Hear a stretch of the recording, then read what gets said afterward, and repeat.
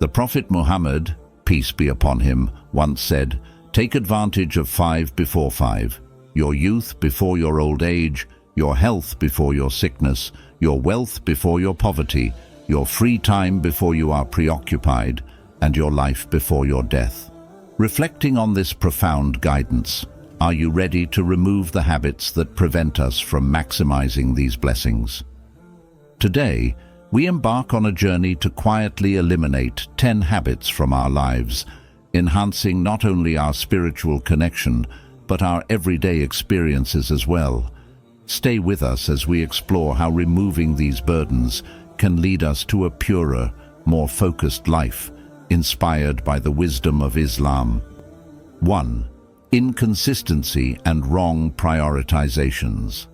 The Prophet Muhammad, peace be upon him, emphasized the importance of consistency in our actions, stating, "The most beloved deed to Allah is the most regular and constant, even if it were little." This teaches us that small, consistent acts of worship and good deeds are more beloved to Allah than large, sporadic ones. It highlights the value of regularity in everything we do, from our daily prayers to our commitments at work and home. Therefore, prioritize your life so that your faith and essential responsibilities aren't overshadowed by less important activities. Make a schedule if you must, and try to stick to it, ensuring that your actions align consistently with your spiritual and worldly goals. This approach not only brings tranquility and satisfaction into your life, but also keeps you on a clear path towards righteousness. 2. Excessive complaints. The Prophet Muhammad, peace be upon him, offered profound advice to foster contentment, saying, "Do not look at those above you, look at those below you, as it helps you to remember Allah's favors on you." This teaching encourages us to shift our focus from envying those who may have more, to recognizing and appreciating the many ways in which we are blessed. Often, when we compare ourselves to those who seem better off, we fall into the trap of complaining about what we lack. However, by considering the struggles of those who might have less, we can truly appreciate the abundance in our own lives. Let's strive to cultivate a habit of gratitude, actively acknowledging and being thankful for our blessings, big and small. This practice not only pleases Allah, but also enriches our lives, replacing negativity and dissatisfaction with a sense of peace and contentment. 3. Envy. The Prophet Muhammad, peace be upon him, warned us about the dangers of envy with these profound words. "Beware of envy, for envy devours good deeds just as fire devours fuel." Envy can corrupt our hearts and rob us of our inner peace by making us resent the blessings of others.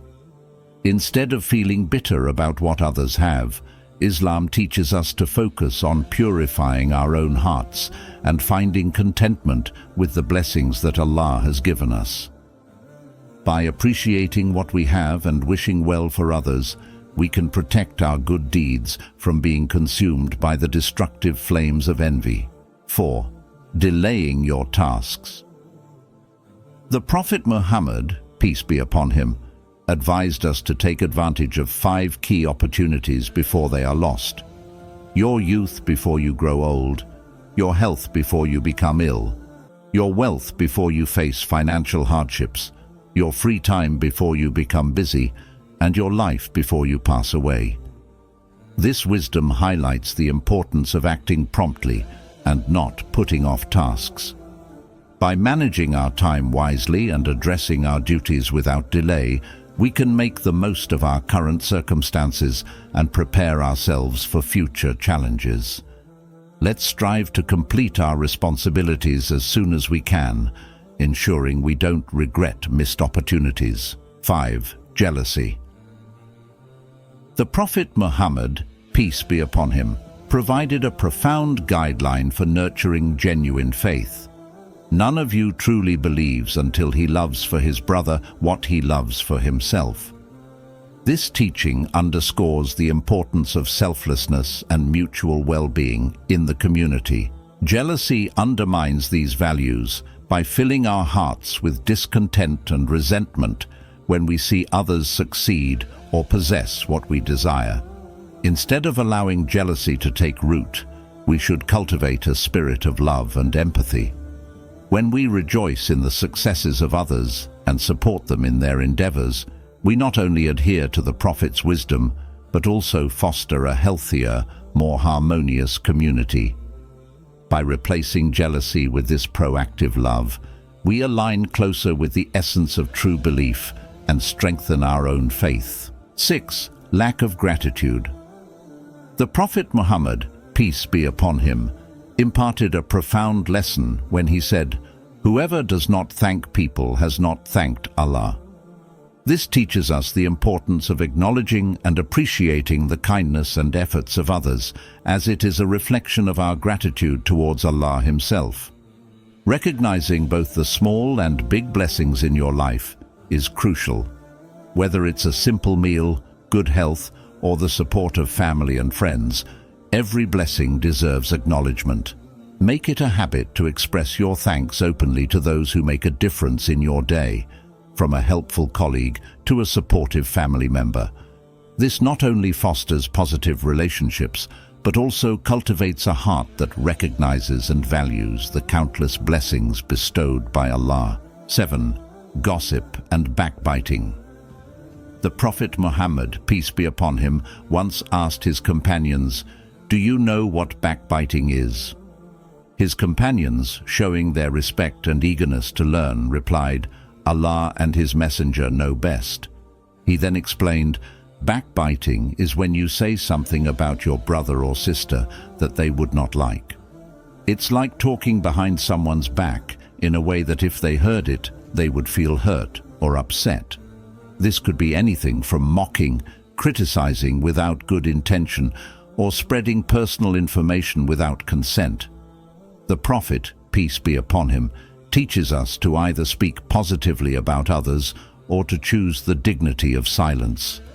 This guidance helps us avoid the sins of gossip and backbiting and encourages us to foster a community based on mutual respect and love. 8. Wasting time. The Prophet Muhammad, peace be upon him, wisely noted the value of time and health as blessings, stating, "There are two blessings which many people lose, health and free time for doing good." This teaching reminds us that each moment is a precious commodity granted by Allah, meant to be used with intention and purpose. In today's fast-paced world, it's easy to fall into the trap of squandering time on unproductive activities like excessive social media browsing, binge-watching TV shows, or engaging in idle gossip. These habits not only drain our time, but often leave us feeling unfulfilled and disconnected from our spiritual goals. To make better use of our time, we should strive to fill our days with activities that enhance our personal growth, strengthen our relationships, and deepen our connection with Allah. This could include setting aside specific times for Quran study, engaging in regular prayer and reflection, seeking knowledge through books and lectures, participating in community service, and nurturing meaningful relationships with family and friends. Additionally, it is important to balance our worldly duties with our spiritual practices, ensuring that we remain grounded in our faith while fulfilling our responsibilities. By consciously choosing how we spend our free time, we can avoid the regret of wasted opportunities and instead build a legacy of beneficial deeds. Remember, the way we use our time directly impacts our spiritual health and our journey towards Jannah, paradise. Let us honor this blessing by dedicating time to what truly matters, fostering a life that is both productive and spiritually rewarding. 9. Holding grudges. Holding on to grudges and resentments can poison the well of our hearts, leading to a life filled with bitterness and unhappiness. In the teachings of Islam, such behaviors are discouraged, as they not only harm individual souls, but also the fabric of the community. The wisdom of the Prophet Muhammad, peace be upon him, offers a clear and healing path forward. He instructed, It is not lawful for a Muslim to be estranged from his brother for more than 3 days. This directive underscores the importance of addressing conflicts swiftly and with a spirit of reconciliation. The harms of holding grudges go beyond spiritual consequences. They have tangible psychological and physiological impacts. Research in modern psychology supports the notion that forgiveness can lead to lower levels of anxiety, depression, and major psychiatric disorders. It's also associated with better physical health, including lower blood pressure and improved heart health. Holding on to anger and bitterness can trigger a host of stress-related issues, weakening the immune system and increasing the risk of chronic diseases. From a spiritual perspective, forgiveness is a divine attribute. Allah is described in the Quran as the most forgiving, and He commands us to emulate this quality in our dealings with others. Forgiving others is not just an act of mercy towards them, but a fulfillment of our own spiritual duties. It is an act that cleanses our heart, preparing it for the reception of divine light and wisdom. By forgiving, we mirror the mercy that Allah extends to us, thereby attracting more of His mercy towards ourselves. The social implications of forgiveness are profound. In a community where forgiveness is practiced, peace and mutual respect flourish.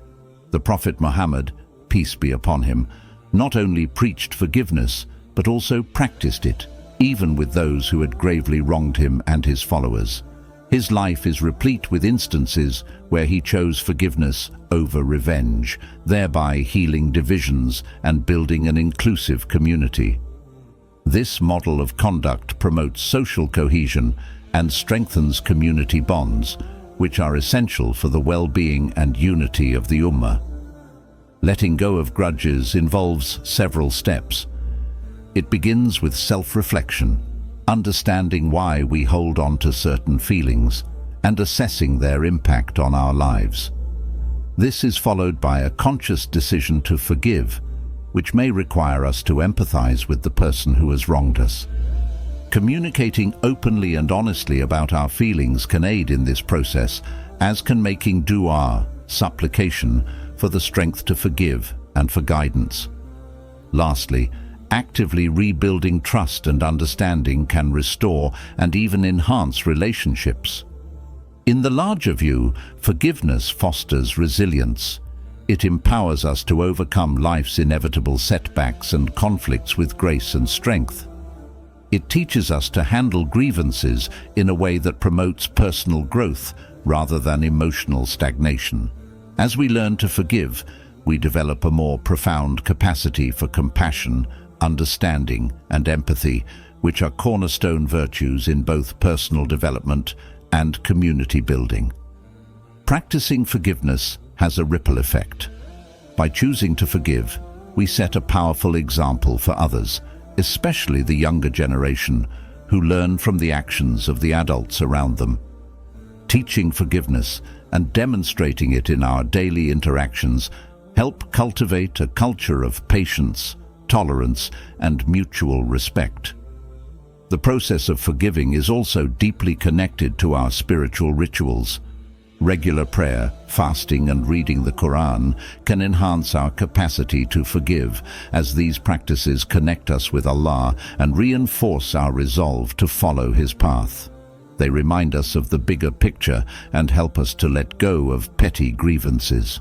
For those who find it particularly challenging to forgive, seeking counsel and support from community leaders and elders can provide both practical advice and spiritual comfort.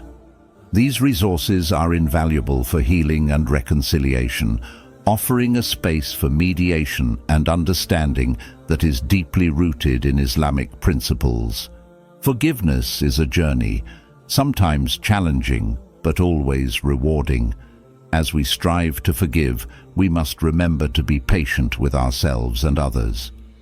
The path to forgiveness is not always linear, but with steadfast faith and perseverance, it leads to a place of peace and spiritual fulfillment. By nurturing a forgiving heart, we not only obey Allah's command, but also enrich our lives with peace and contentment, paving the way for a healthier, more harmonious existence. 10. Neglecting self-care. The Prophet Muhammad, peace be upon him, imparted profound wisdom when he said, "Your body has a right over you."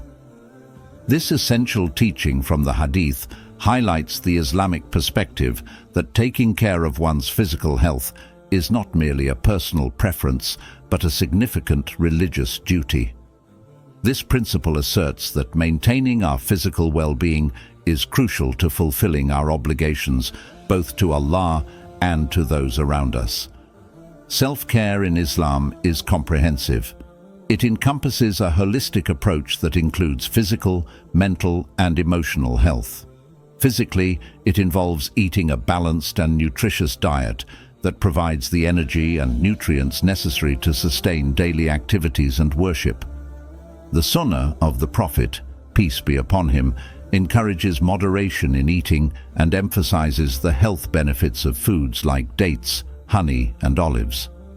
Regular physical activity is also vital as it strengthens the body and improves overall health, which the Prophet, peace be upon him, himself practiced through walking, horseback riding, and even engaging in sports like archery. Adequate rest is a critical component of self-care. Islam teaches the importance of sleep, emphasizing it as a time for the body to heal and rejuvenate. The Prophet, peace be upon him, encouraged adhering to a routine that balances work and rest, even teaching specific supplications before sleeping to enhance the quality of rest. Mental and emotional self-care are equally emphasized in Islam. The religion advocates for regular reflection, prayer, and meditation, which help manage stress and foster a peaceful mind.